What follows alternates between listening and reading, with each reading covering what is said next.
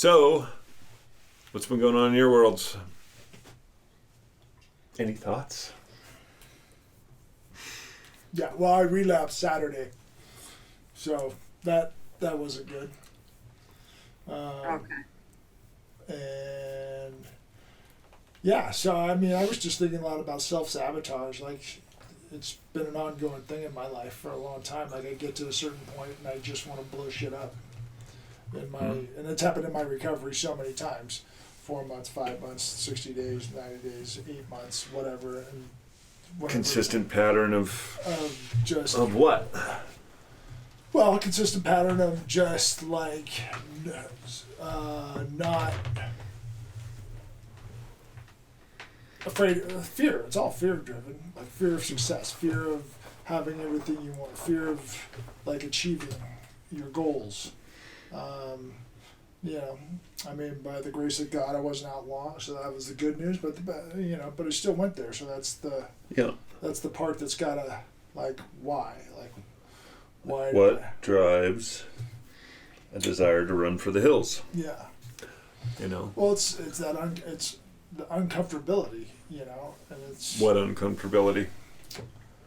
Well, we've talked about it before. It's that same, you're getting what you need, not what you want, and trusting the process and not the end result.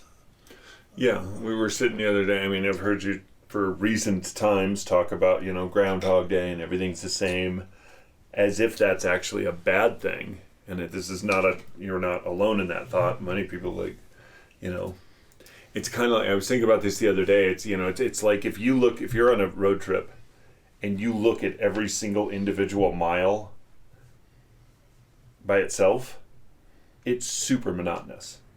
It's just mile after mile after mile, the same thing over and over and over again. Right.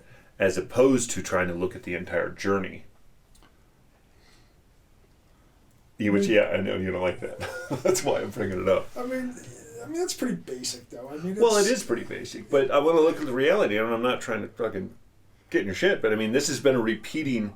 I mean, what seems to be more of Groundhog Day is every 4 to 6 months, the same thing over and over again. Now we're talking about a longer timeline than days, but that timeline has been progressively consistent for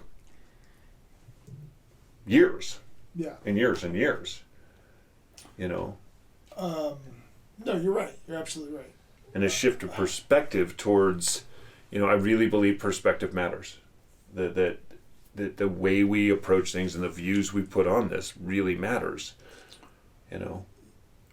It's like I said, there's perception and there's reality. My perception for a while has been like things are boring, things are just the same, not getting what I want. As far as the work part of aspect and the movies that I want to be doing that aren't coming, and all this stuff, like just stacking against, like you're just stuck, like you just there's no movement, if you will, of a progression in recovery. We're going to. Well, actually, even I would debate that.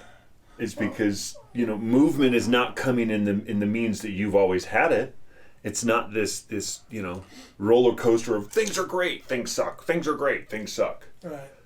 It's been much more fluid and consistent, but it is definitely. I mean, honestly, if you look at what you asked for, I want consistency in my house. I want consistency in my life. I want consistency at this. I want all of the things you asked for. You got. Mm-hmm. And now that I got them, oh fuck all this. I don't like any of this anymore. Right. Well, I think that sometimes the real fear of success is like, what if I get there and it's still not enough, or I'm still not content? And I think that's maybe scarier than anything else. Like for me, I still self-sabotage, but it just looks different today. I'll do it with relationships, where I'm like, I don't really like where I am in my life at the moment, or, the things that I want aren't coming fast enough, or I have things and it's not what I don't feel the way I thought I was going to feel when I got it. And so, like, I'll be like, you know, why didn't you respond? Why did you only respond to one text? Why didn't you respond to all 3 texts I sent in the last 3 hours? In 3 minutes and right away. Because I just want to, like, I'm like, you know, like, I'm not okay with me for some reason in the moment that I'm in. And, like, I think deep down I know, like, it's going to take work and time. But in the meantime, I'm like, I don't want to deal with that. And so I want to blame things on the outside for what's going on inside. Like, it's this thing and it's that thing, and, you know, I will find something. Like, if I don't have a relationship, I'll do it with my hobby, or I'll do it with something else, you know, just because I'm like, I'm still chasing the dragon, right? Like, I'm still trying to, like, the dream of something and the reality of something are so much different to me. And so, like, the dream will sound really nice, and then once I get there, it doesn't feel as magical. It's too realistic. And then I'm like, well, fuck that then. And, like, it's like this constant, like, the idea of something is always better than it is in reality, because I can't accept reality. Yeah, and going through, you know, and sorry, I know you, and so I've been watching that, like, a lot of times when my aspirational hope of what something should be, I get there and it's not what it is, or it's way too much of what I want it to be. You know, I want a relationship. Oh shit, now I'm in it. Wait, I don't know if I like this anymore, and I don't know if I can actually say that out loud. So let me just fuck shit up. You're going to push me away, and then I don't have to deal with it at all, and I'm absolved from all responsibility. Right. You know, or, you know, all this responsibility at work, or all these things at job. If I just fuck it up, you know, for my version of this is, you know, I will either hold you at arm's length, you know, come here, wait, not that close, wait, that's too close, don't go that far away, and I'll just hold people in this zone of comfort where it's easy for me to get what I want, but I don't have to really offer that much back. And, you know, and if that doesn't work, well, let me just blow my own shit up, and then you'll blame me, and you'll leave, and I don't have to take any of the responsibility or action to do it, and this will be great, because then I can go back to what I know. Right. You know. And it's this weird-ass fucking dance of fear of success. You know. Yeah. Well, the good news is I quickly realized it's not where I wanted to be. You know, like I said, I didn't go tear it all to the ground. So going and using definitely was not the answer to what I was looking for. And it certainly there was nothing good that came out of it at all. And so for that, I guess I'm grateful. Yeah, I mean, I'll give you credit. I mean, a couple hours running amok is better than a couple weeks or a couple months or a couple years. Right. And I understand. So whatever I'm afraid of and lacking, that's not the answer. So I found that out. That's not the answer, because there was no pleasure in any of it. So looking outside of going and using, what's going to be the answer next time? Like, what is... Well, so implying that you're chasing an answer proposes that there's a question. What's the question? When am I going to feel satisfied? When are you going to feel enough? When's enough? What is your answer? Yeah, well, that's what I'm saying. Well, what would define the parameters of enough? I don't know, because to Elise's point, I've been there where, fuck, if I get this or this happens, and you get it and you receive it, and then it's like, well, that's not really enough either. So it's an inside job. I get it. So right. Well, I mean, but that's a reality. Is if I'm always conflating. I mean, I spent years. If I'm never content, no matter what, then none of this means anything. Yeah. None of it, right? So how do I go and find a way, no matter what happens on the outside, that I can be okay on the inside? Well, because that's what I was just getting at. Is like basically, you know, if my self-worth is conflated with my net worth, I've seen people with literally millions of dollars. Oh yeah, I have two. I have $3 million. Sounds like a lot until you get it. And what about 6? What about 10? What about 3? What about $1 billion? Yeah. And it's just always chasing more and more and more. And basically, it's always using outside things to try to fix inside things. Right. As opposed and to... it's like, not to get all nerdy, right? But like... Go ahead, get nerdy.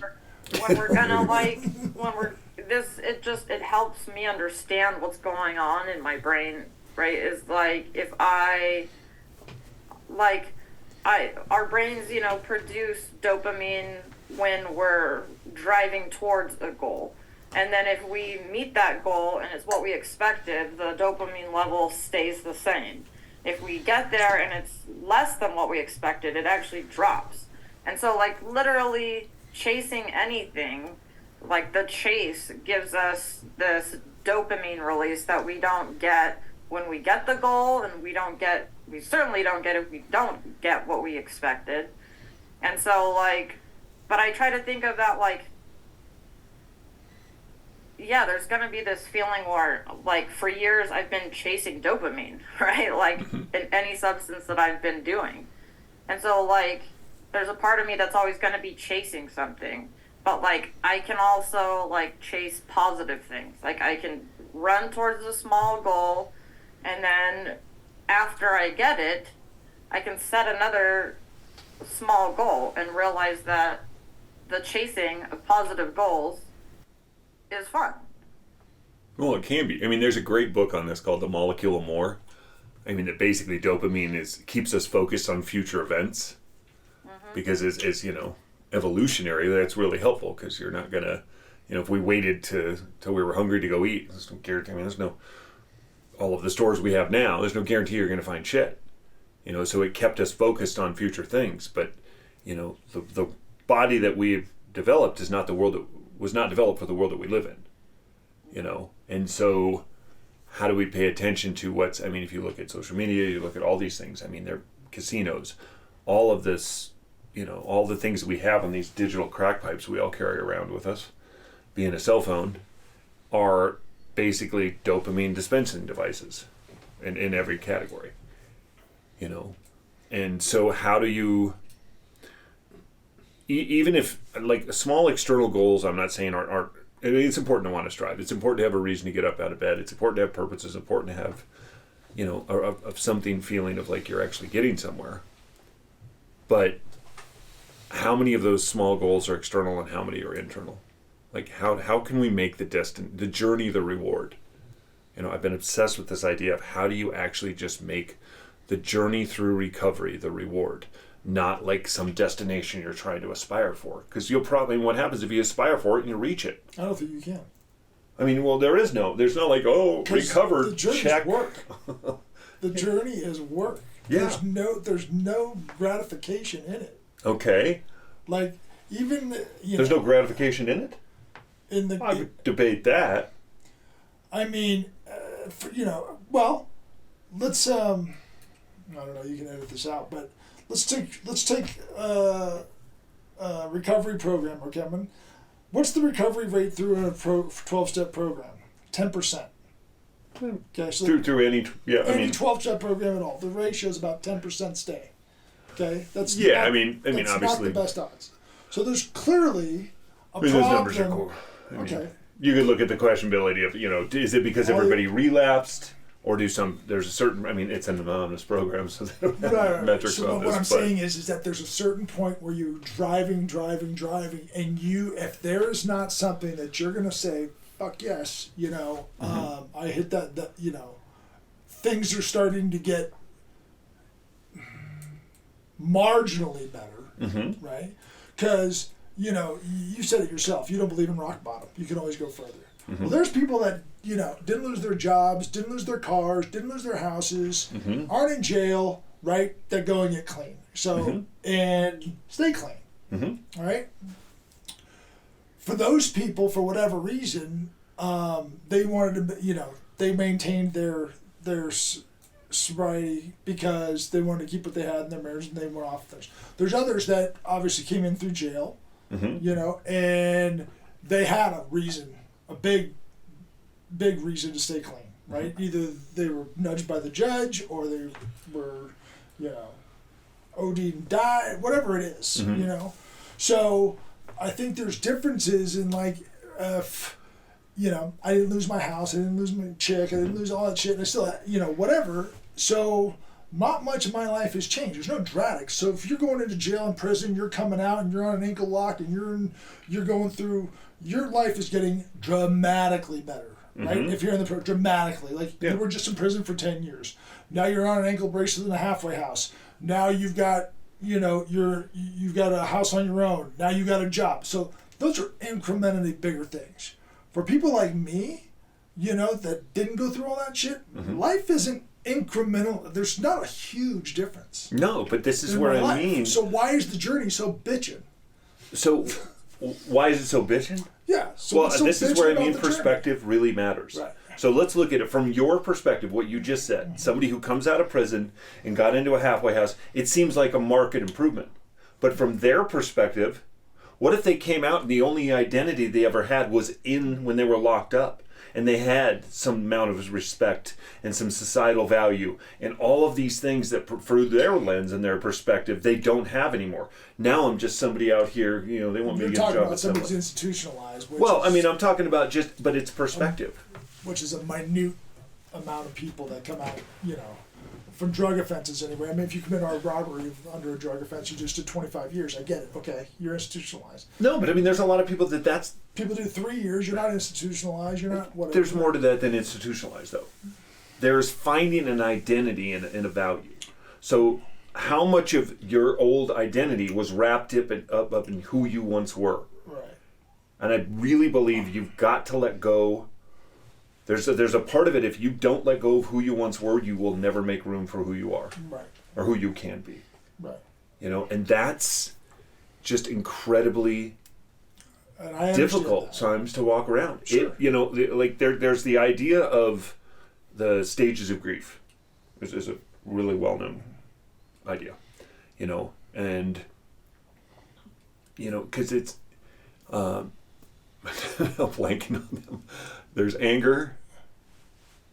Resentment. Or no, there's denial. Anger. Negotiating. Depression. And acceptance. Right. Now, if you were to take those 5 things, you know how identically that applies to an addict? The first time you ever got caught using? Never. Who did, how dare you even think? Mm-hmm.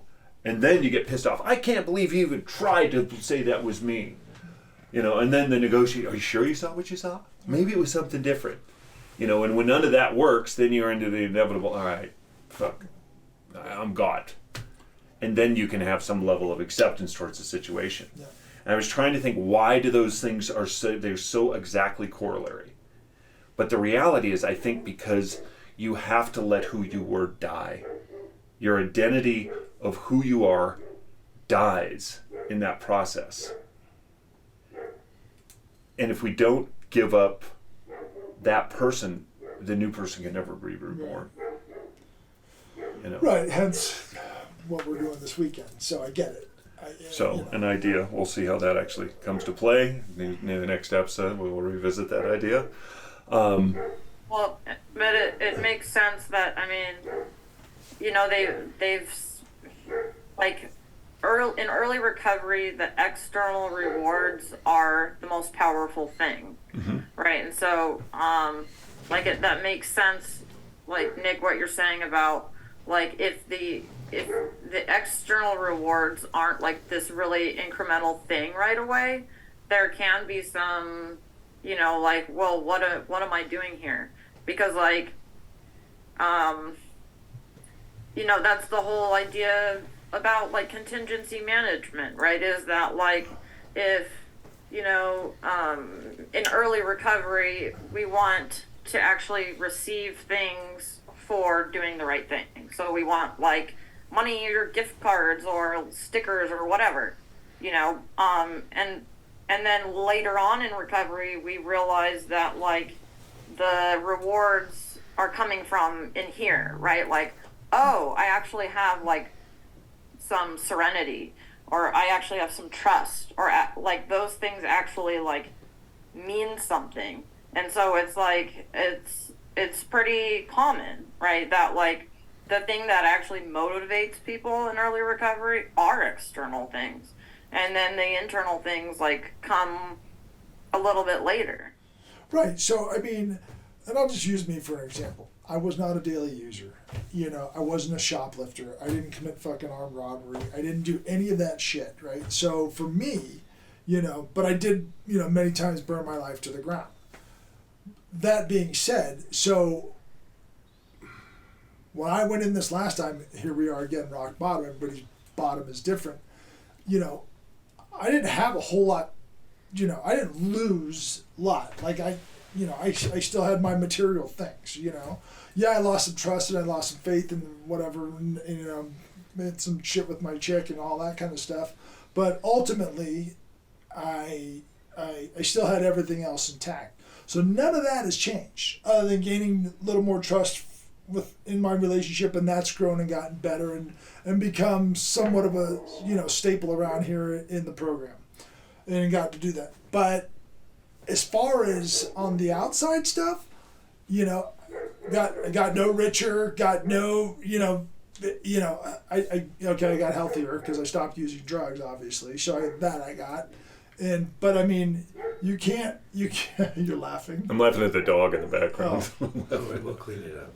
You can't, you know, there has to be some measurable amount of aha moments like, fuck yeah, this is worth doing. It's kind of like, you know, when you're riding that bike and you fall off, but then when you ride a full block, you're like, hell yeah, I got down that whole block, right? And without training wheels or nothing, and I got there. And so there's some sort of like, I set a goal, hit a goal, or ran the goal, and I hit it. And so for that, I can get behind, you know. But I mean, for me going out and using, I mean, I was doing everything so-called right, you know, and still went and picked up. And okay. That's the scary part. So it's not, okay. I'm just stuck on this idea of perspective. I mean, looking for things that are tangible, that I can tie a line to. I mean, like, because all the things you want in early recovery, you get pretty quick. I don't want to hurt people. I want some money. I want a job. I want like all that shit's great. You know, and you're saying like basically there's no consequence, but I think there's a lot of subtle consequence. You know, I'm going to bring up someone we both know who's going through a really terminal condition right now. Mm-hmm. That got diagnosed. Now, when I was using, so basically someone we both know very intimately got diagnosed with cancer and is going through it right now. Now, when I was using, I could not have shown up in their life if I tried. Now, the value is I can actually show up and be the person I want to be.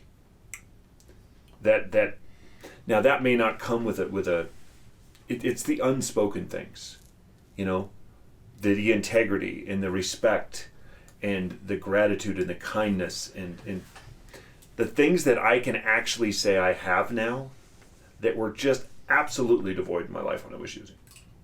You know, when I am so hyper focused on external shit, you know, I miss the things that actually matter. You know, and that's why I'm so stuck on this idea perspective matters. Am I getting the shiny things? No. You know, I mean, in time, but you have the ability in the last 4 months to show up in a way that I have never seen you show before. Yeah, you're right. And to discount that as it is unimportant or not mattering, And I think is a great disservice to all of the effort you put in. right, and I quickly realized that. And because I certainly didn't like how I was feeling after I used the next couple of days, then I feel today saying I'm feeling much better, and knowing that that's going back to that is not the answer. So there has to be somewhere else. So maybe it is knowing that that's not it. So now it's time to look more inward than outward, and really do that diving in. Go ahead, Elise. I'm just thinking, like, maybe this is me. Maybe, like, I'm just a really fucked up person. Welcome to the club. Join the club. In early recovery, like, if you were like, if you tell me, like, you can gain trust back and you'll have healthy relationships and your physical health will be better, I'd be like, I don't give a fuck. Right. Exactly. Like, I don't. Like, why would I care? to me, at this point in time, like, those things don't feel good, and I'm still looking for things that feel good. And I think, like, honestly, like, I had to, like, if I completed IOP, I had to, like, go take myself to get my nails done. And, like, and that was something that gave me the external reward in the beginning. Like, once I had more time, I was like, oh, like, having a more healthy lifestyle, like, maybe, like, 6 months or 9 months clean, I was like, oh, I think I have, like, more energy. Like, I feel, like, my mood feels better. This is kind of nice, you know? Or, like, I got, like, a commitment in my home group, and they, like, trusted me with money, you know? And I was like, oh, my God, it feels so good to be trusted. Right. And so then it started feeling good. But in the beginning, I was like, I know I'm supposed to really want and care about these, like, normal, good human things, but I just don't give a fuck. Sorry. Right. And that's a great point. It truly is. Especially if you're not coming from the bottom. If you're not one of the, like I said, if you're not coming out of jail, you know, jamming a needle in your neck every day, or, you know, if you're coming more like from my, you know, drug using, my level of drug using. So there's, because I still had friends, I still had relationships, I still had, you know, but I can tell you this, after using, I did not feel good at all. Like, nothing felt good. Like, poisoned, obviously, because I've been clean for almost 5 months, so that, obviously. But literally the next couple days, especially going back into a meeting and, you know, identifying as a newcomer and all this kind of shit again, was very demoralizing and very, you know, painful, but needed to be done. So that I don't want. So that was a learning lesson. Like, no matter how I'm feeling going forward, this is not the answer. That I fucking realized. And maybe it was a good thing for me. Maybe it was a good thing. I don't know. You know, we'll find out moving forward. There's still you know, I do this 4 to 6 month thing all the time. So I got to realize that there's something there that I need to uncover. But that's not the answer. Using is never the answer. So how do I go fix that void after getting a little bit of, back to where we started with, a little bit of success, feeling really fucking good. I deserve this. Here it comes. Here comes the door that's really going to blow wide open, because it's a game of momentum. I know, like you like to talk about. It's a, you know, we layer on top of each other, and I just blew the momentum. So now I start again, and you know, and this is where I'm comfortable. I'm comfortable in this 4 to 6 month zone. Yeah, where you get, I mean, yeah, and there is a lot of that. So you talk about there being no consequence, like you have a higher bottom than most. Would the rest of the people in your life agree with that statement? Somebody came to me, and the reason I'm asking, somebody came to me, he's like, yeah, you don't think this doesn't affect you at all. But do you ever think about how this is affecting every single other person that has to deal with this cycle? You know, and I was just like, what do you fucking care? I'm only hurting myself. No, you're right. But the reality is, we have a huge impact on the people around us. Yes. That have to deal with this fucking crazy train that we fucking put everybody on. No, that is true.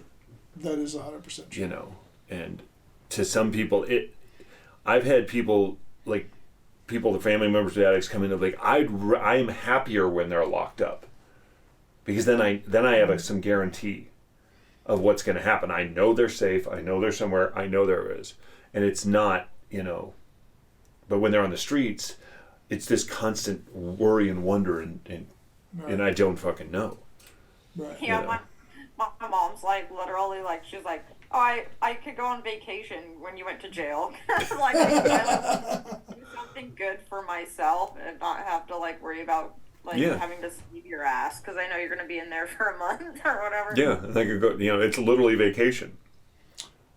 Yeah, I remember going in there like, all right, time to gain some weight and sleep for a while.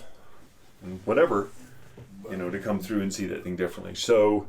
But so back to what you just said, so the people around you that you hurt, but if you don't care, right? Well, yeah. I mean... So if you're at that point where fuck it, that's... So the idea is to get to that point. Well, I mean, there's a huge... The idea that... My current obsessive idea. Because I've been talking to you about this for a minute. Like, I'm not happy. I mean, on this podcast, you and I talked a lot of, just not feeling it. And if nothing matters in your life, then anything's an option. Right. And you said that if to me. I don't fucking care about me, right. And why does it fucking matter what I fucking do? And that was... Literally anything's an option. Right.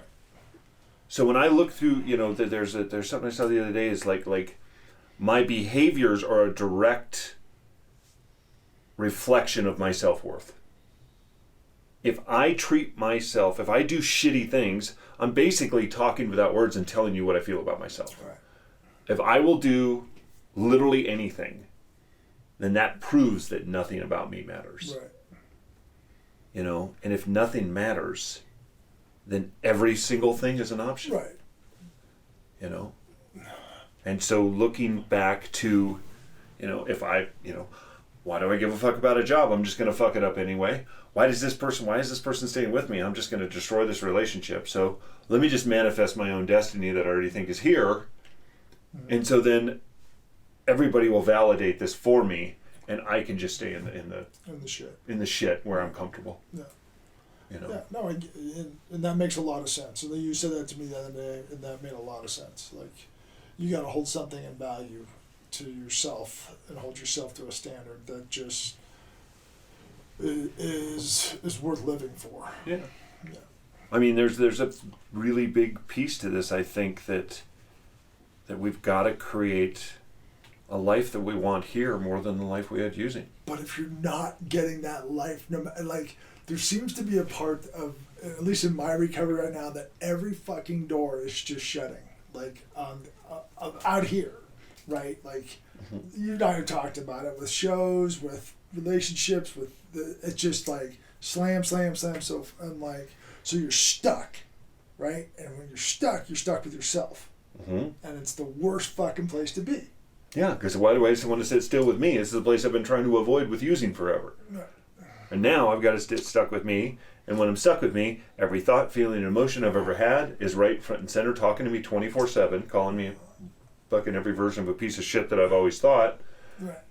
And so nobody else is here. Why does it fucking matter? Run. So the only thing I get to do is recovery. So meetings, sponsorship, events, this and that. And if that's my life, you can have it. Well, then fucking... Right? That's where... So if that's as good as it gets, at least for me, you can have it.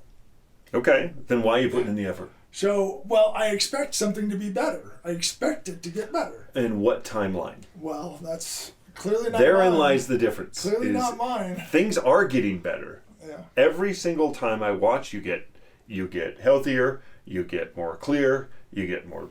You get better relationships. You get all the shit you wanted, but you don't get the pinnacle of the fucking mountain. I'm a third of the way up the trail, and why the fuck am I not at the peak of the mountain yet? Fuck this, I'm going back down. I should have hit the peak before. When it's just that consistency of finding the way to actually put in the work to get there. Enjoy the process. Well, kinda. Okay. I mean, enjoy the process, but. I don't have any other. You talked about the idea. Don't quit digging 3 feet before the gold. 3 feet before gold. Great book. Well, but you're right, and I know using's not the answer. So I guess they're just limited one other opportunity. Well, I mean, pick one, use or don't. Well, I mean. Well, and I think it's like learning how to figure out what is good or what is enjoyable in the moment, no matter where you are. Like, basically mindfulness.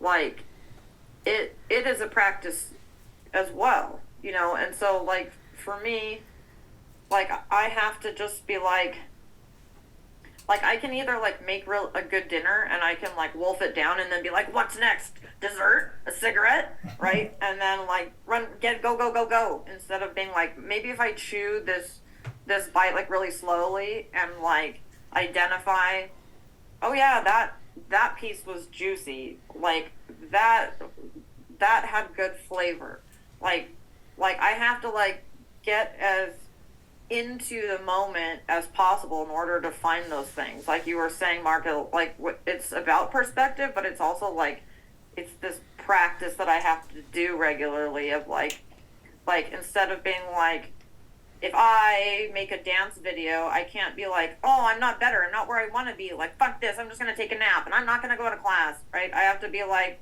oh, that move right there like felt really good, and that I feel like it was smoother than it was yesterday. Like I have to get like as much like deep into that moment as I possibly can. And like the more I do that, like the more I realize reality's like pretty okay, actually. I mean, there's a big piece to this. It's just love yourself where you're at. Yeah, I mean, maybe. it's bottom line. Well, I mean, or at least accept that where you're at is okay. Yeah. Well, and even like it's like, like we've talked about this before, Mark, right? Like if you see like, say you go on a walk and like you see a bunch of flowers and like whatever, you see flowers everywhere. You're going on a walk and you're like, when's the walk over? And I gotta eat and I'm hungry. But like if you're walking with a little kid, they're like, stop, hold on. I saw a fucking ant, and this flower is so amazing, and now I have to smell it, right? And it's kind of like, it's like, as adults, we're kind of like, what are you doing? Hurry up, come on, we have stuff to do. But like, that's what life is about, right there, is literally being like, oh my gosh, now that I'm looking around, I've noticed that this flower, that they bloomed, and that they're really pretty, and maybe I should smell it and see if it smells nice, like that's the beauty of life. Like that's the juice of it. It's basically sitting in the moment. Yeah. Taking time to sit in the moment, and the fortunate part of that is, it's sitting in your own skin and taking time. So the things there's always good stuff in there. There's always good stuff to find in the moment. It doesn't always have to be uncomfortable. Yeah. Like I don't have to trip out on what next Thursday is going to bring when I'm here today.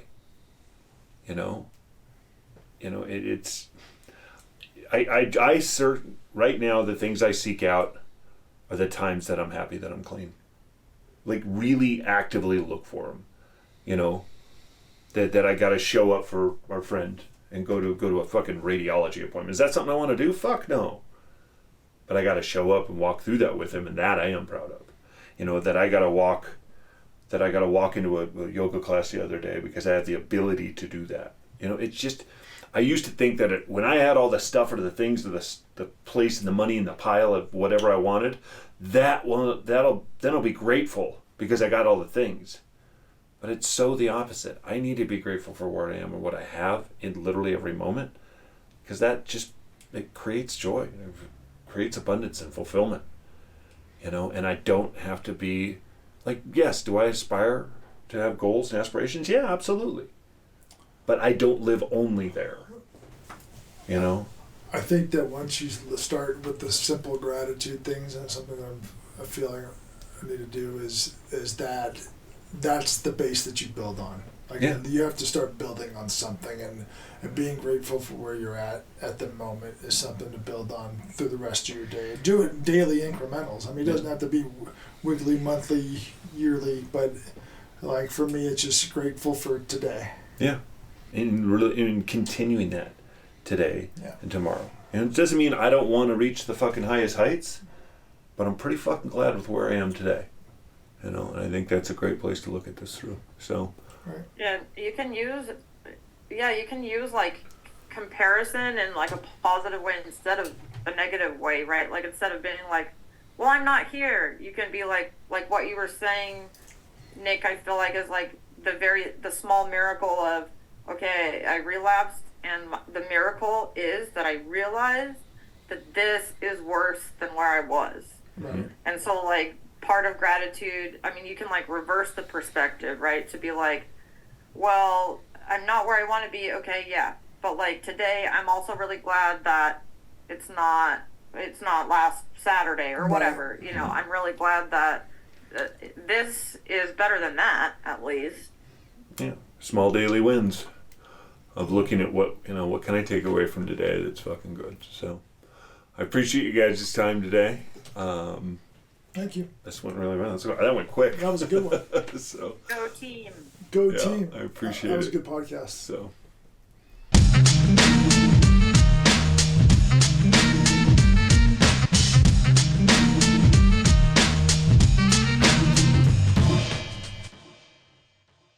All information and other content supplied or communicated in or through this video is for general informational purposes only and does not nor is intended to constitute legal or medical advice. Any viewer of this video should contact his or her own attorney, doctor, or other applicable advisor or practitioner to obtain legal, medical, or other applicable advice with respect to the accuracy, reliability, or potential application to such viewer of any matter discussed or portrayed in this video. Please do not act or refrain from acting in any way based on any information or content supplied or communicated in or through this video. The views expressed during this video are those of the individual presenters only and not those of Choice Recovery Path LLC or any of its customers, suppliers, or affiliates. Any liability with respect to actions taken or not taken by any viewer based on any information or content supplied or communicated in or through such video is hereby expressly disclaimed. All such information or content is expressly provided as is and free of any representation or warranty of any kind.